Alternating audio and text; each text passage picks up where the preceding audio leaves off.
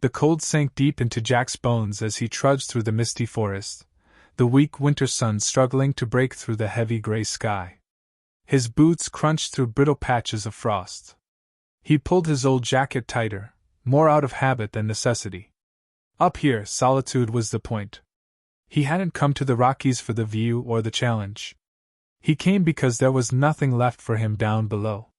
Every mile he put between himself and the memories of his wife was supposed to make the ache fade. It didn't.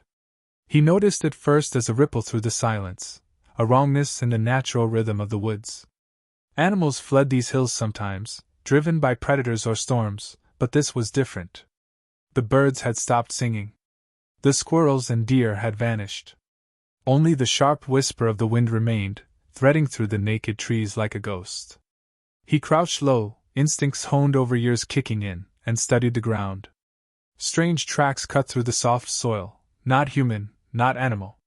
Three-toed impressions, clawed at the ends, staggered as though whatever made them had been hurt. Following them wasn't smart. It was reckless. But Jack's heart, numb as it had been for years, stirred. Something was out there, something bleeding and alone. The trail grew fresher. Drops of an iridescent liquid, too thick and too bright to be blood, shimmered faintly even under the overcast sky. It led him down into a gully choked with thorn bushes and dead leaves. His breath misted before him as he pushed aside a thicket and stopped short. At the base of a crumbling cliff, half hidden beneath tangled roots, lay a figure so alien it stole the breath from his lungs. Small, fragile, curled into itself, it looked almost human at first glance. But its skin was a strange, translucent hue, and pieces of strange armor clung to its form, cracked and broken. Faint blue light pulsed beneath torn patches, like bioluminescence fighting to stay alive. Ragged breathing shuddered through its frame. For a moment, Jack stood frozen. Every survival instinct he had screamed at him to walk away, to leave this thing to the wild. He owed it nothing. But then he remembered Marcy's voice in the back of his mind, so soft, so clear. Always protect those who can't protect themselves. Jack knelt carefully. The creature flinched, a low, pitiful sound escaping its throat. It tried to push itself back, but the effort cost it dearly. Its arms, if they could even be called arms, trembled violently. The fear in its wide, glimmering eyes was universal. Jack knew that fear. He'd seen it in wounded soldiers, in refugees, in the mirror after he buried Marcy. "I'm not gonna hurt you," he said gently, knowing it wouldn't understand the words, but hoping the tone might reach it. Slowly, he extended his hands, palms open, a universal gesture of peace. For a terrible second, he thought it might lash out or flee, but instead, it sagged forward, the last of its strength slipping away. Jack caught it easily. It weighed almost nothing. Up close, the damage was worse. Deep gouges crisscrossed its side, the wounds oozing that same strange fluid. The armor pieces were fused to its skin in places, part of it but not, a living shield torn apart by something savage. Jack wrapped it in his jacket as best he could, feeling the chill of its skin even through the fabric. He glanced up at the darkening sky. Staying here wasn't an option. If whatever had done this was still nearby, it could be watching. And the creature, girl, he realized, somehow intuitively, wouldn't survive another night exposed. He moved fast, setting a course back toward his cabin nestled further up the slopes. Every few steps, he glanced down at the girl in his arms. Her head lolled against his chest, her breath shallow but steady. The blue glow under her skin flickered erratically, as if her life force itself was a guttering flame. The wind picked up, howling between the trees, and with it came something far worse, an answering howl, low and predatory, rolling over the hills like thunder. Jack stiffened. That was no wolf. No animal he knew made a sound like that. It was deeper, more primal, a sound that spoke of hunger older than any predator that walked the earth. Pushing down the spike of fear, Jack pressed on. He wasn't going to let some nightmare out of a storybook take her. Not after everything he'd already lost. Each step was a silent vow, "You're safe with me." He reached the cabin as dusk fell. The place was small, little more than a shack by modern standards, but it was sturdy, built by his own hands. Inside, he laid her down gently on the old cot. She whimpered, curling in on herself again, small and heartbreakingly vulnerable. Jack worked quickly, digging out his first aid kit. Alcohol, bandages, gauze, it wasn't much, but it was something. He paused, uncertain. Her wounds weren't like anything he'd treated before. Still, blood was blood, wasn't it? Gritting his teeth, he cleaned the worst of them, doing his best to be gentle. She cried out once, a high, keening noise that shattered the silence of the cabin and twisted Jack's gut into knots. "Sorry," he muttered, hands steady even as his heart pounded.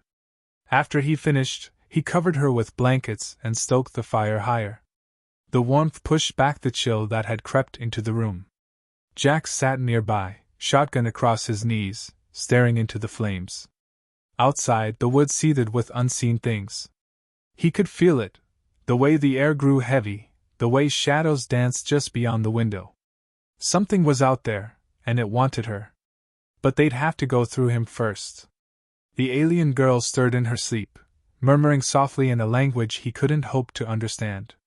But when her hand, small and trembling, reached out and found his jacket, clutching it like a lifeline, Jack felt something deep inside him crack open. He closed his hand over hers, squeezing gently. "You're not alone anymore," he whispered. In the heavy darkness beyond the cabin walls, the monsters waited. Jack didn't know what tomorrow would bring, but tonight this tiny, broken soul had someone to fight for her. And he would fight. With everything he had left. Jack barely slept that night. Every creak of the cabin, every gust of wind against the window set him on edge. His mind raced with possibilities. About the wounded girl now lying unconscious under layers of blankets. About the unnatural howl that had followed them through the woods. He kept the fire burning high and the shotgun close. Out there, in the blackness beyond the small circle of light, something waited. He could feel it, watching, calculating. But nothing came. Not yet. Morning brought no comfort. The sky remained leaden, the forest thick with an oppressive silence. Jack brewed a pot of coffee with shaking hands, the bitter smell filling the small room. He glanced over at her. She hadn't moved much, but her breathing had deepened, steadier now. That gave him hope.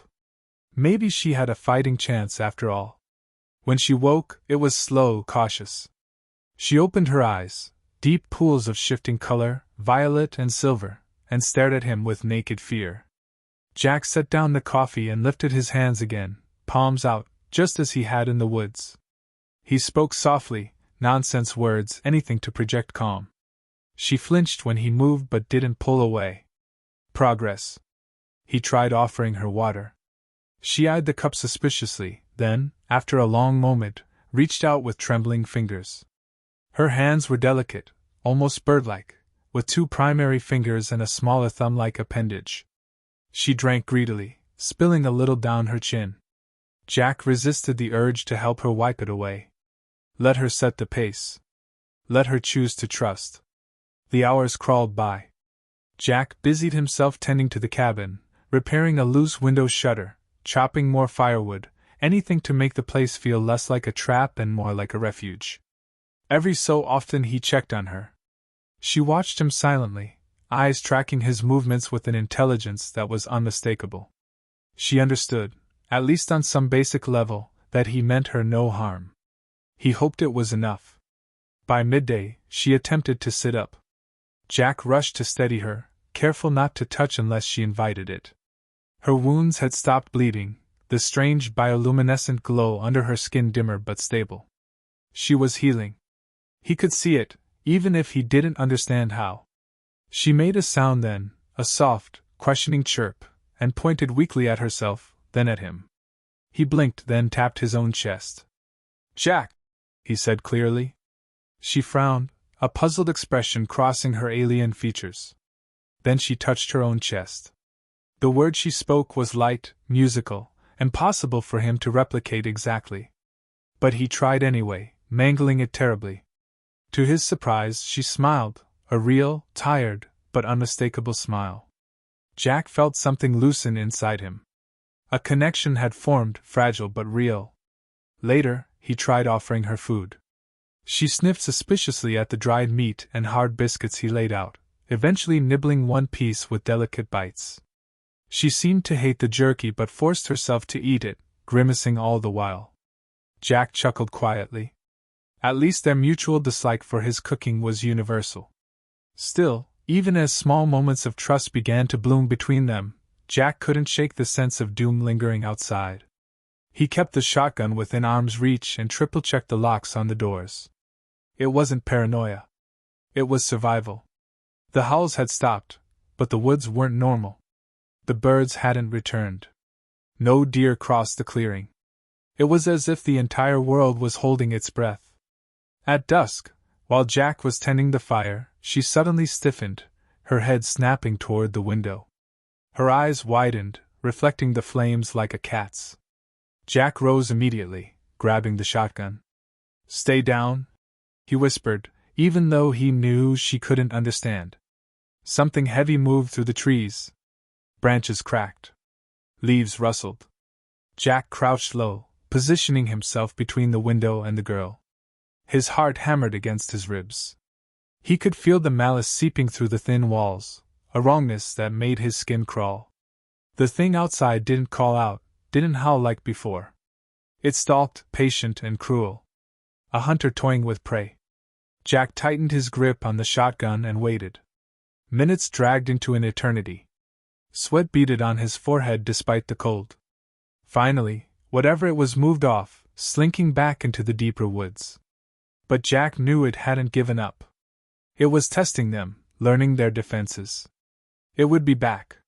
He turned to find her watching him, trembling violently. Without thinking, Jack knelt beside her and took her hand again. She flinched at first, then squeezed back weakly. They sat like that in the growing darkness, two souls caught in a storm neither fully understood. She said something then, a soft whisper in her strange language. Jack didn't know the words, but he understood the tone: fear, pleading, trust. She was alone in this world, as lost and hunted as he had been after Marcy died. And she had chosen to trust him, a battered, broken man with nothing left to offer but stubbornness and a willingness to stand between her and the dark. Jack made a silent promise then, one deeper than words or oaths. He would protect her. No matter what. The fire crackled and popped. Outside, the night closed in, thick and heavy with unseen threats. But inside, in the circle of firelight, Jack and the wounded alien girl clung to a fragile sliver of hope. Tomorrow would be harder. Jack knew it. Whatever hunted her wouldn't give up easily. It might bring others. It might tear apart everything in its path to get to her. He didn't care. He wasn't going to run. Not this time. In the quiet moments before sleep finally dragged him under, Jack let himself believe, just for a little while, that maybe, just maybe, he had found something worth fighting for again. Something he hadn't realized he was searching for until he stumbled across her bleeding in the dirt. He squeezed her hand gently one more time and closed his eyes, trusting that somehow, someway, they would make it through the darkness together. The days that followed were a blur of tension and survival. Jack had never imagined he'd find himself in a situation like this, stranded in the wild with an alien girl whose only claim to familiarity was the haunting similarity in her eyes that mirrored his own sense of fear, the same fight for survival that coursed through his veins. He had become her protector, her savior by sheer will and luck, but he couldn't escape the crushing weight of responsibility that settled on his shoulders. They weren't safe yet, not by a long shot. Every night, Jack kept the fire burning high, its flickering light casting long shadows that stretched out like spectral fingers reaching for the edges of the world. The air grew colder as the days shortened, and the woods outside remained eerily silent. No animals, no birds, just the oppressive quiet of a world holding its breath. It was as if the very earth had been infected by the danger that lurked in the trees. And Jack had no doubt that whatever had come after her was still out there, waiting for its moment to strike. The girl, whom Jack had started to think of as Lyra, the name she had murmured to him in that strange tongue, grew stronger with each passing day. Her wounds began to heal at an alarming rate, the cuts and gashes on her skin sealing up in ways that made no sense to Jack's earthly understanding of biology. She was unlike anything he had ever encountered before, and yet, despite her alien nature, she had a vulnerability that made her human in ways that mattered. The way she clung to him when she was frightened, the quiet moments when she seemed to watch him with a mixture of awe and wonder, they reminded him that, despite the strangeness of the situation, they were both just two beings trying to survive in a hostile world. But survival was never easy, especially when you were being hunted by something far more dangerous than any human foe. Jack had thought the worst of it was over, that they had outrun whatever had chased them into the woods, but the night the howls returned, it became painfully clear that the terror was just beginning. It started quietly enough, a soft rustling of the leaves, a few snaps of twigs beneath unseen feet. Jack had grown accustomed to the rhythm of the forest, so when he heard the sounds, he didn't immediately jump to conclusions. But the longer the noises persisted, the more his senses heightened. His hand drifted instinctively to the shotgun at his side, his muscles tensing in anticipation. There was no doubt now. Something was closing in on them. He glanced at Lyra, who had been sitting silently by the fire, her face still pale but now more aware, more alert. She had become increasingly agitated whenever the sounds of the forest changed, and Jack had noticed that she flinched at every unfamiliar noise. It wasn't just fear either. It was a deeper, primal dread. Whatever hunted her, she could feel it, too. The howls grew louder, closer. Low and guttural, they echoed through the trees, sending a chill straight down Jack's spine. The sound was like nothing he had ever heard before. It was as if the forest itself had been infected with some otherworldly force, its harmony broken by the savagery of the creatures that stalked them. And then, in the distance, there was a sudden crash, something large moving with unnatural speed and force. Jack's heart skipped a beat. His instincts kicked in. He pulled Lyra behind him, positioning himself between her and the door, ready to fight to the death if need be. His mind raced as he considered their options. The shotgun would do little against whatever this was, but it was the only weapon he had. There was no escape in the wilderness. They were trapped. Lyra's eyes were wide with fear, her body trembling as she pressed herself against Jack's back. For the first time, Jack saw the full extent of her terror. Her alien features, so calm and composed just a few days ago, were now filled with a raw, almost primal fear. She whispered something to him, her voice high and strained, the words incomprehensible. It didn't matter. He understood the fear in her voice better than any translation. And then they came. There was no warning, no rumbling of the earth to signal their approach. The creatures were just there, emerging from the shadows like something born of nightmare. Jack caught a glimpse of them, tall, sinewy forms, their eyes glowing with an unnatural intensity. They were almost human in shape, but there was something wrong about them, something that spoke of predation, of brutality. Jack's heart pounded in his chest as the creatures began circling, their eyes never leaving him or Lyra. He could feel their hunger, their malice, and he knew that if they got too close, it would be over. There was no way he could protect her. His only hope was that the creatures wouldn't be able to get past the fire. He stepped forward, placing himself between the fire and Lyra, the shotgun raised, ready to face whatever came next. The first creature lunged, moving with terrifying speed. Jack's instincts took over as he fired the shotgun, the blast reverberating through the night. The creature screamed in pain, but it didn't stop. It seemed almost unfazed by the blast. Jack's breath caught in his throat. The shotgun was supposed to be a deterrent, something that would drive them away, not something to wound them. He hadn't realized that the creature was made of something far tougher than he had imagined. Before he could react, another creature lunged, its claws swiping at him with blinding speed. Jack barely managed to duck, the claws scraping against his jacket, leaving a deep gash in the fabric. He fired again, but this time, the blast missed. The creature was too quick, too deadly. Jack stumbled back, cursing under his breath. He couldn't keep this up. Lyra screamed, and for a split second, Jack thought she had been caught. But then he saw her, standing tall and fierce, her body glowing with an eerie light. It wasn't like anything Jack had seen before. She radiated a strange energy, an aura that seemed to push back against the creatures. The monsters hesitated, their glowing eyes flickering as if confused, disoriented. Without thinking, Jack grabbed her arm, pulling her away from the fight. "No, Lyra! Stay back!"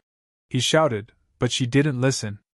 Instead, she stepped forward, her hand reaching out toward the creatures.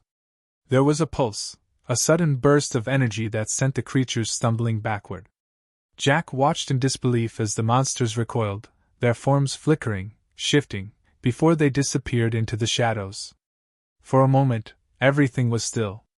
The fire crackled, the night air heavy with the scent of burnt wood and blood. Jack's heart pounded in his chest, his breath coming in ragged gasps. They had survived, but barely. Lyra collapsed into his arms, her energy spent. Jack held her close, feeling the weight of everything pressing down on him.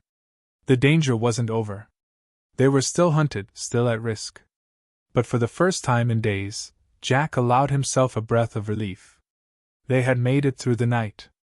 And no matter what came next, he would never stop fighting for her.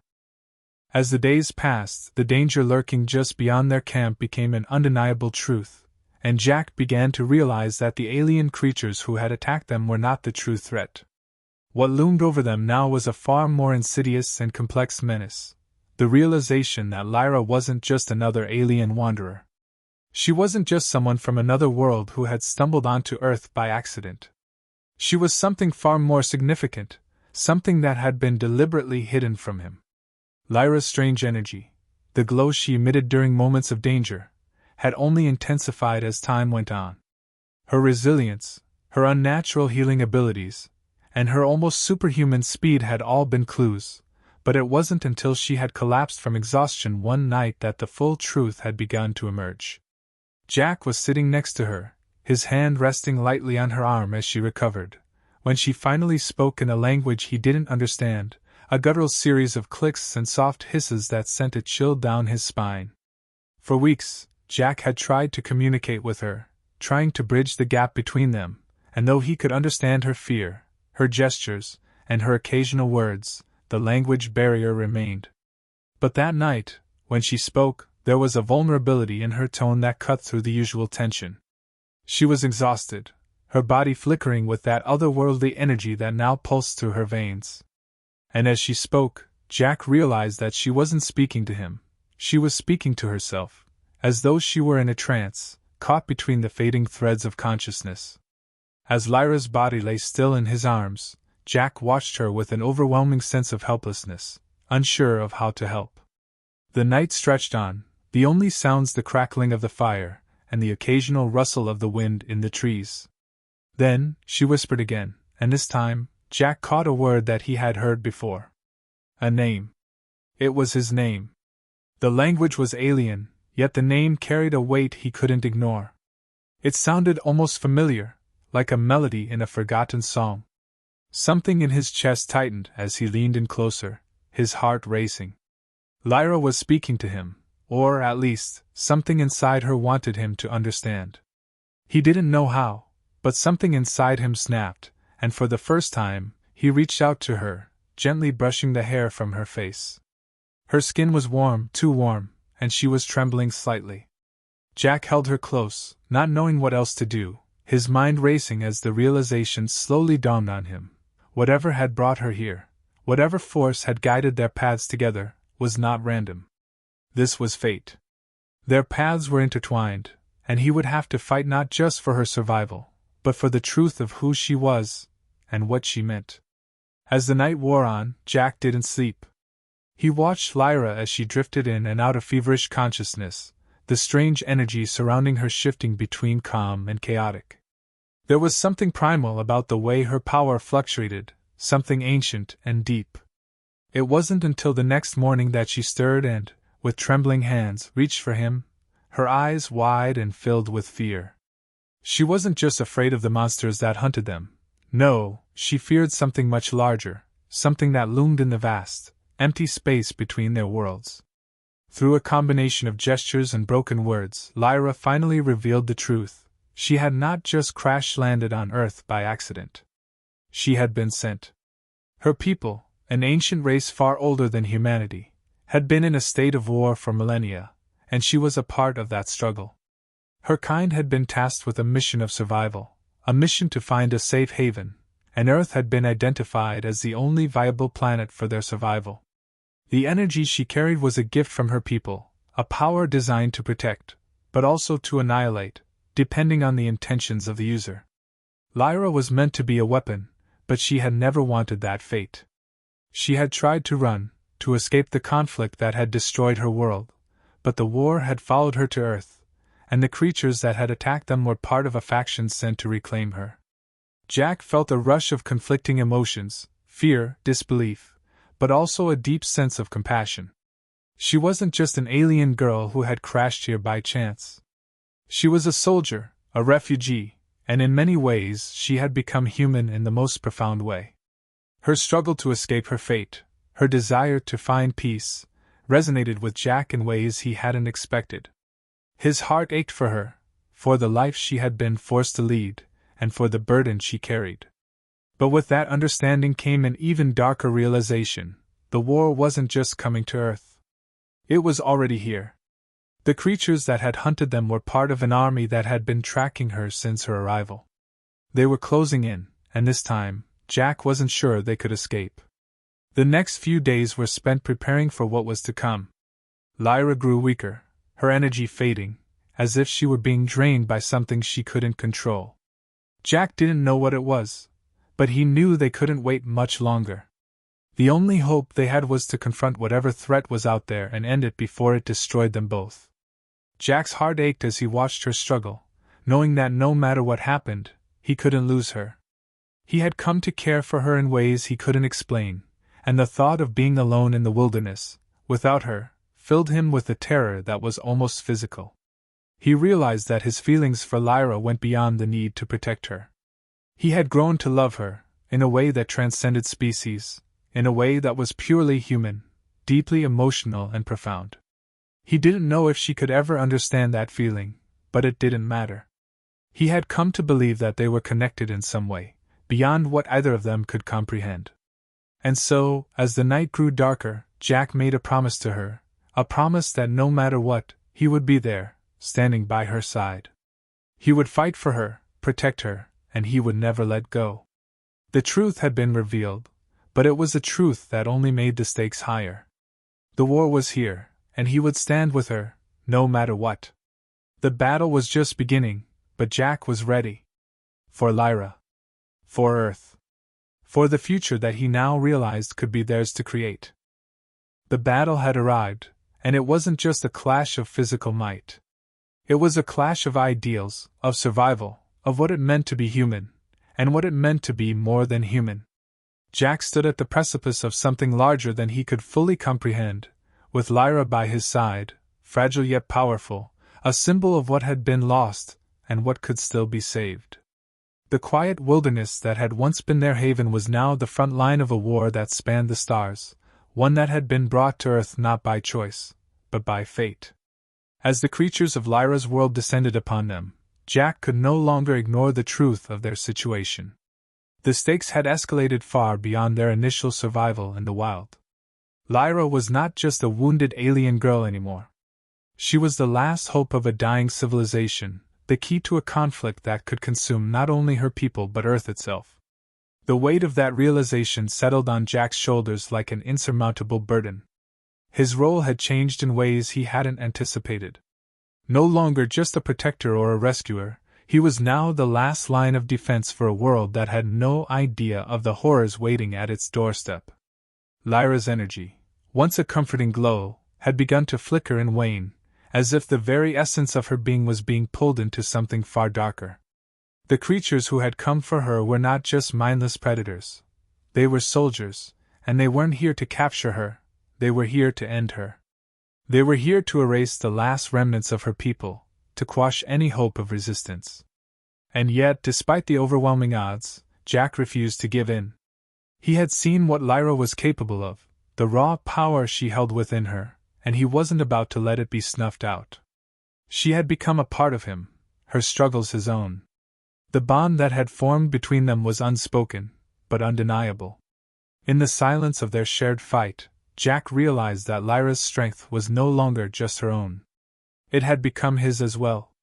Her fear, her loneliness, her grief had all been woven into the fabric of his own life. And so, when the night came, when the creatures made their move, when the first of them stepped from the shadows, eyes glowing with malice, Jack knew there was no turning back. The battle wasn't won with weapons, at least not at first. It was won with the sheer will to survive, the primal drive that had been etched into humanity's bones for millennia. Jack had no special abilities, no superhuman strength, no energy fields. What he had was something much more human: resilience. He had the ability to endure, to push forward even when every instinct told him to run, to hide. He had the ability to keep fighting, no matter how impossible the odds seemed. Lyra, too, fought in her own way. Her energy surged with each passing moment, but it was a volatile force, unpredictable and destructive. She couldn't control it completely, not yet. But when it mattered, it flared to life in bursts of raw power, sending the creatures reeling. It wasn't just the energy that scared them, though. It was the knowledge that Lyra wasn't just any alien. She was their equal, if not their superior. She carried the remnants of a people whose intelligence and abilities had long outstripped those of the invaders. Her survival, her resistance, was the last flicker of hope for those who had once been lost in the stars. With each strike, each move, each desperate push to hold on to life, Jack realized something. This wasn't just about survival. It wasn't just about protecting Lyra. This was about a future that wasn't defined by the destruction of civilizations, by the eradication of hope. This was about what humanity could become, what it could stand for. And he would be damned if he let it fall apart now. The creatures were relentless. There was no mercy in their eyes, no hesitation in their movements. They had been bred for one purpose, and that purpose was to hunt, to destroy. But they underestimated the strength of the human spirit. They underestimated what it meant to have something worth fighting for. Jack fought not just for his own survival, not just for Lyra's, but for a future that was still unwritten. And with every blow, with every moment that passed, he realized that this wasn't just a battle for Earth's survival. It was a battle for the soul of humanity itself. In the heat of battle, when every breath felt like it could be his last, Jack found himself leaning on something he had never fully understood before: love. Not the kind of love he had known in the past, but a deeper, more primal kind, the kind that transcends species, that refuses to bow to the harshness of the world. It was a love forged in the fires of war, in the crucible of survival. And it was this love that drove him forward, even when it seemed like the darkness would swallow them whole. Lyra, though weakened, fought with a fury that was unmatched. The creatures recoiled from her energy, their attempts to strike her down proving futile. But it was clear that her power, though vast, was not infinite. She needed him. And Jack, for the first time in his life, understood what it meant to truly need someone. To be needed. Together, they were unstoppable. As the last of the creatures fell, Jack and Lyra stood side by side, bloodied and battered but alive. The night had been long, the battle brutal, but they had won. They had fought for each other, for their future, for the hope that despite all the odds, love and unity could overcome the darkest of forces. And in the silence that followed, as the first light of dawn broke over the horizon, Jack realized that this was only the beginning. The war was not over. It would never be over. But as long as they had each other, they would face it together. The future was uncertain, but one thing was clear: they were no longer alone. They were not just two beings from different worlds. They were a team, bound by a love that would transcend all the horrors of the universe. And for the first time, Jack felt the weight of responsibility lift from his shoulders, replaced by something far stronger: hope.